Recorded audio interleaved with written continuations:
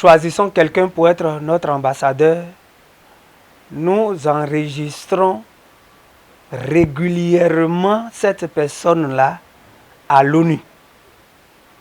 Donc, vous n'êtes pas seulement ambassadeur de paix de Riamapé, mais vous êtes également ambassadeur de paix de l'ONU. C'est grâce à son expérience dans la gestion des organisations de la société civile et des ONG, son engagement et sa maîtrise sur les questions d'observation des élections et des droits de l'homme que le réseau international des ambassadeurs et artisans de paix, en sigle Riamapé, évoluant en Côte d'Ivoire, a élevé Cephas Germain Ewangui au rang de l'ambassadeur de la paix avec une reconnaissance à l'ONU. C'était ce lundi 16 septembre 2024 à Brazzaville. Nous ne pouvons pas partir sans venir voir le secrétaire permanent de cette grande institution, qui est une première d'ailleurs en Afrique, parce que partout ailleurs dans les autres pays, il n'y a pas une institution qui est mise à part pour la société civile et les ONG. En même temps, nous avons fait de lui un ambassadeur de la paix.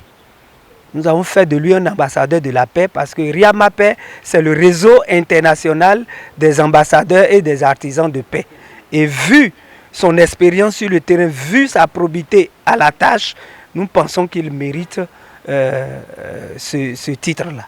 Outre cette élévation, le Riamapé a décerné un diplôme d'honneur au secrétaire permanent du Conseil consultatif de la société civile et des ONG pour avoir accompagné la tenue à Brazzaville de la deuxième session de formation des observateurs internationaux des élections et des droits de l'homme, des observateurs dont la promotion porte le nom de Cephas Germain Ewangui. La reconnaissance de votre probité à la tâche, de votre expérience, vos nombreuses années d'expérience à la tâche, à la recherche de la paix, des solutions, à la recherche des partenariats de développement.